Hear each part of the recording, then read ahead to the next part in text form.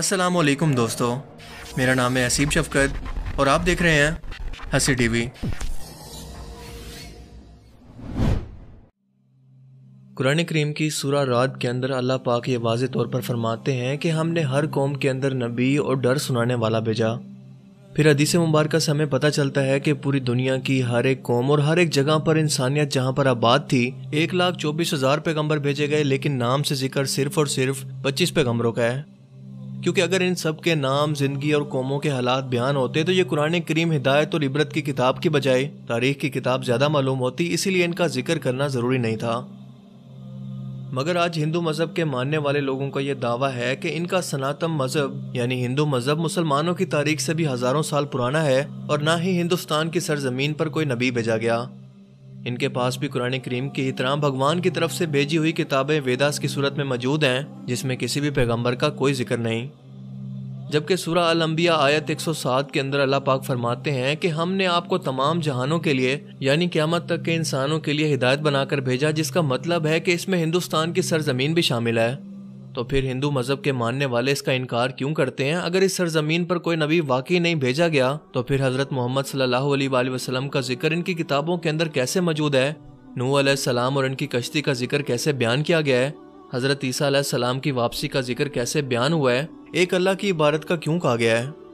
اگر یہ واقعی اس قوم کے اندر ہدایت کے لیے آنے والے کسی نبی کی تعلیمات ہیں جنہیں وقت کے ساتھ بگاڑ دیا گیا، تو وہ کون سے پیغمبر ہیں؟ یعنی سوال یہ ہے کہ یہ ہندو کس نبی کی امت ہیں؟ آئیے ان سوالوں کا جواب تاریخ سے تلاش کرنے کی کوشش کرتے ہیں اور ایسے حقائق جانتے ہیں جو تمام ہندو پنڈت، اسکالرز اور تاریخ دان آج تک دنیا سے چھپاتے ہیں۔ ہندو مذہب کے ماننے والوں کا یہ دعویٰ ہے کہ یہ دنیا کا سب سے قدیم ترین مذہب ہے، اتنا قدیم کہ جب اسلام یا مسلمان لفظ کا وجود تک موجود نہیں تھا، جو کہ صحیح بھی ہے کیونکہ کفر اور شرک کی ابتدا اسی دن سے ہو گئی تھی جب حضرت آدم علیہ السلام کے بیٹے قابیل نے حابیل کو قتل کیا اور ان سے الگ ہو کر کفر اور شرک کے اندر مبتلا ہو گیا۔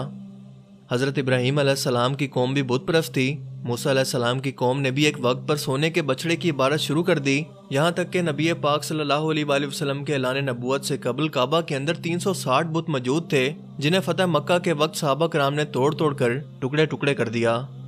جس سے یہ معلوم ہوتا ہے کہ بت پرستی تو دنیا کے پہلے انسان حضرت آدم علیہ السلام کی ایک نافرمان اولاد کے وقت سے آج تک موجود ہے، مگر اس کا تعلق کسی مذہب سے نہیں بلکہ گمراہی سے ہے جو کہ شیطان ان سے کرواتا رہا۔ مگر جہاں تک ہندوستان کی سرزمین کا تعلق ہے تو یہاں پر ان لوگوں کی ہدایت کے لیے یقیناً کئی پیغمبر بھیجے گئے، جن کی کچھ تعلیمات تو آج بھی صحیح حالت کے اندر موجود ہیں، مگر زیادہ تر کو بگاڑ کر اسی کی وجہ سے بت پرستی اور گمراہی شروع ہو چکی ہے، کیونکہ ان کتابوں میں آج بھی ایک خدا کی عبادت کا حکم دیا گیا ہے۔ یہ بتایا گیا ہے کہ خدا کا کوئی شریک نہیں، وہ ایک ہے، اس کی کوئی اولاد نہیں، مگر پھر بھی اس کی کئی مورتیں بنا کر اور اس کے شریک خدا بنا کر ان کی پوجا ہوتی ہے، اور اب تک ہندو مذہب کے اندر چھوٹے بڑے تقریباً کئی ملین خدا بنائے جا چکے ہیں۔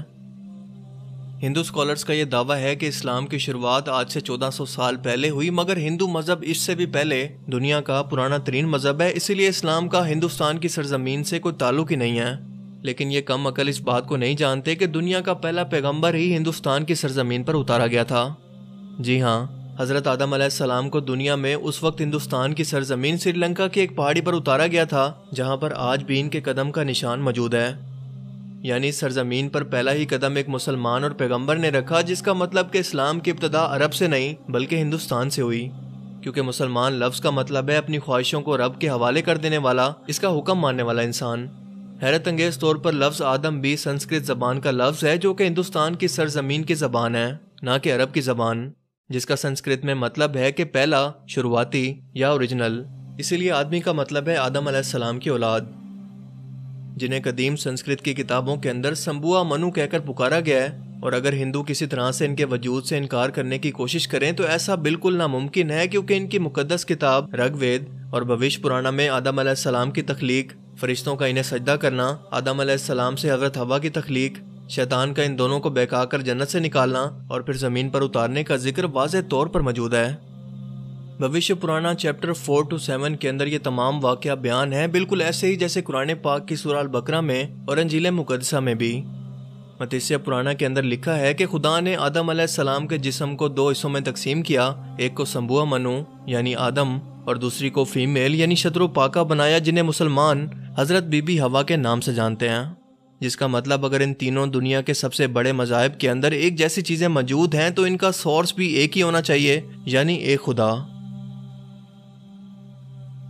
سری لنکا کی سرزمین سے ہندوستان کی سرزمین کو جوڑنے کے لیے قدیم ترین قدرتی برج آج بھی ہزاروں سالوں سے پانی کے درمیان موجود ہے، جس کا بننا کوئی اتفاق نہیں ہے۔ اس کے بعد سب سے اہم سوال یہ ہے کہ اس ہندو سرزمین پر کس پیغمبر کو بھیجا گیا ہوگا؟ کیا اس بارے میں ہمیں تاریخ میں کوئی شواہد یا ثبوت ملتے ہیں؟ سب سے پہلی بات کہ ہندو نام کا کوئی مذہب تاریخ کے اندر کہیں پر موجود ہی نہیں ہے، اور نہ ہی ہندو مذہبی کتابوں میں، اور نہ ہی کوئی اور آسمانی کتاب مثلاً تورات، زبور، انجیل کے اندر اس کا کوئی ذکر موجود ہے۔ بلکہ دریائے سندھ کے پاس رہنے والے، سندھو ندی کے قریب رہنے والے لوگ اپنے علاقے کی نسبت کی وجہ سے نام کو بگاڑ کر ہندو کہلائے جانے لگے، جبکہ اصل میں ان کا یہ مذہب سنسکرت کی زبان کے اندر ہندو نام سے نہیں بلکہ سناتن دھرم کے نام سے تاریخ میں موجود ہے، جس کا عربی میں مطلب ہے مذہب پر قائم رہنے والا، جس کا بالکل ایسا ہی مطلب قرآن کریم کی سورہ روم کے اندر بھی موجود ہے، جہاں پر اسلام کو ہمیشہ باقی رہنے والا دین کہا گیا ہے۔ یعنی سناتن دھرم کا مطلب ہی مذہب اسلامی ہے۔ تاریخ کے حوالوں اور مضبوط دلائل سے یہ پتہ چلتا ہے کہ یہ وید کسی اور پیغمبر پر نہیں بلکہ آدم ثانی یعنی حضرت نوح علیہ السلام پر اتارے گئے، جس میں انہیں مہا نوح کہا گیا ہے۔ ویدوں میں پیغمبر اور عظیم شخصیات کے لیے منو کا لفظ استعمال کیا گیا ہے، لہٰذا نوح علیہ السلام کو بڑے سیلاب والا منو کہہ کر بیان کیا گیا ہے، اور ان کی کشتی سے لے کر سیلاب تک کا تمام واقعہ تفصیل سے موجود ہے، جیسا کہ قرآن کریم کی سورہ ہود میں اور بک آف جینیسس چیپٹر 7 کے اندر بھی یہ بیان ہے۔ ویدوں میں لکھا ہے کہ جب بڑے سیلاب کے بعد دنیا پھر سے آباد ہوگی تو میں ان ویدوں کو نافذ کروں گا، اور بھوشیہ پرانا چیپٹر 4-7 کے اندر نوح علیہ السلام کے طوفان کے بارے میں بیان کیا گیا، اور یہ بھی کہ اس منو کو خدا نے کشتی بنا کر اس کے اندر جانوروں کو سوار کرنے کا حکم دیا، جس کے بعد ایک عظیم طوفان آیا جس نے بھارت ورش یعنی ہندوستانی سرزمین پر زندگی کو ختم کر دیا۔ لفظ نوح سنسکرت زبان کے اندر بھی موجود ہے، جس کا مطلب ہے بوٹ یعنی کشتی والا، وہی مطلب جو کہ عربک زبان کے اندر ہے۔ اس دوران یہ ویداس فیوچر کے بارے میں بیان کر رہی ہیں کہ کیسے ایک بڑا طوفان آنے والا ہے اور کیسے ایک بار پھر سے انسانیت کی شروعات ہوگی، اور ویداس میں نوح علیہ السلام کو کل 74 جگہ پر نام کے ساتھ بیان کیا گیا ہے۔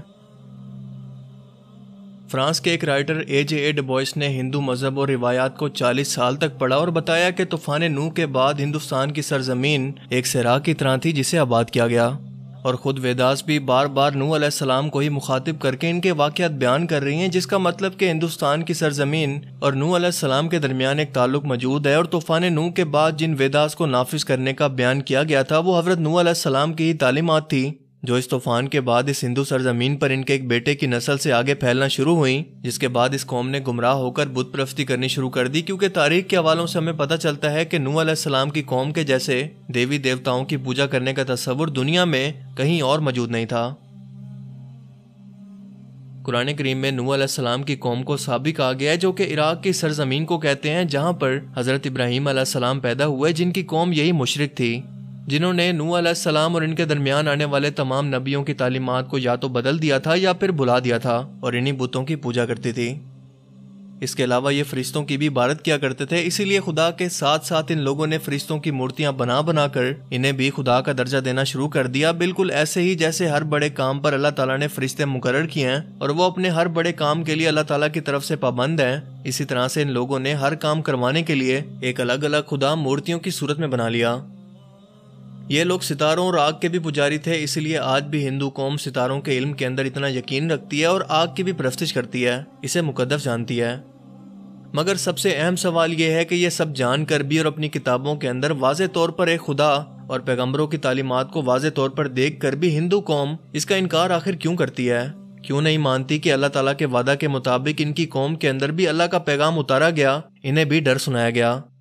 یہ بات سمجھنے کے لیے آپ کو صحیح بخاری کی ایک حدیث مبارکہ کے بارے میں جاننا ہوگا کہ ابو سعید سے روایت ہے کہ رسول پاک صلی اللہ علیہ وآلہ وسلم نے فرمایا کہ قیامت کے دن حضرت نوح علیہ السلام اور ان کی قوم کو بلایا جائے گا اور اللہ تعالیٰ نوح علیہ السلام سے یہ سوال کریں گے کہ کیا آپ نے اپنی قوم تک میرا پیغام پہنچا دیا تھا؟ حضرت نوح علیہ السلام کہیں گے کہ بے شک میرے مالک، جس کے بعد نوح علیہ السلام کی قوم سے پوچھا جائے گا کہ کیا نوح نے میرا حکم تم تک پہنچا دیا تھا؟ یہ لوگ انکار کریں گے کہ نہیں، ہمارے پاس کوئی بھی ڈر سنانے والا نہیں آیا، ہمیں آپ کا کوئی پیغام نہیں ملا۔ اللہ تعالیٰ نوح علیہ السلام سے فرمائیں گے کہ آپ کا گواہ کون ہے؟ وہ فرمائیں گے کہ حضرت محمد صلی اللہ علیہ وآلہ وسلم اور ان کی امت۔ پھر تم لوگوں کو پیش کیا جائے گا اور تم لوگ گواہی دینا کہ نوح علیہ السلام نے اپنا پیغام یا اللہ کا حکم پہنچا دیا تھا۔ جس کے بعد نبی پاک صلی اللہ علیہ وآلہ وسلم نے سورہ البقرہ کی آیت 143 پڑھی کہ اور اسی طرح سے ہم نے تمہیں امت وسط بنایا، یعنی درمیانی امت بنا دیا، تاکہ تم لوگوں پر گواہ رہو اور رسول تم پر گواہ رہیں، جس سے یہ ثابت ہوا کہ یہ ہندو قوم کبھی بھی اپنے نبی نوح علیہ السلام کی تعلیمات یا کسی اور پیغمبر کو تسلیم نہیں کریں گے، اور ہندوستان کی سرزمین کا اصل مذہب اسلام ہی تھا جو کہ بگاڑ کی وجہ سے اپنی اصل شکل کو کھو چکا ہے۔ آج یہ ہماری ذمہ داری تھی کہ ہم ان لوگوں تک اللہ کا پیغام صحیح حالت کے اندر پہنچاتے، کیونکہ ہمارے رسول کو تمام جہانوں کے لیے رحمت بنا کر اور ڈر سنانے والا بنا کر بھیجا گیا۔ اب قیامت تک کیونکہ کسی رسول یا پیغمبر نے نہیں آنا، اس لیے اب یہ کام امت مسلمہ کے ذمہ ہے، جن سے قیامت کے روز اس بارے میں سوال کیا جائے گا۔ ڈاکٹر ذاکر نائک اور احمد دیدات جیسے لوگوں نے موجودہ دور کے اندر اس کی بہت کوشش کی اور کافی حد تک اپنی تحقیق سے لوگوں کو مسلمان بھی کیا، انہیں لاجیکلی طور پر حقیقت تک پہنچانے میں کامیاب رہے، مگر افسوس کہ ہمارے ملک پاکستان میں فرقہ واریت سے بھرا ہوا دین اس انداز کے اندر موجود ہے جو کہ ہم پوری دنیا میں تبلیغ کے طور پر پیش کرنے کے قابل نہیں ہیں، کیونکہ آج کا مسلمان تحقیق کے معاملے میں اور علمی میدان میں دنیا سے بہت پیچھے رہ چکا ہے۔ اللہ تعالیٰ ہمیں سمجھنے کی اور عمل کرنے کی توفیق عطا فرمائے، آمین۔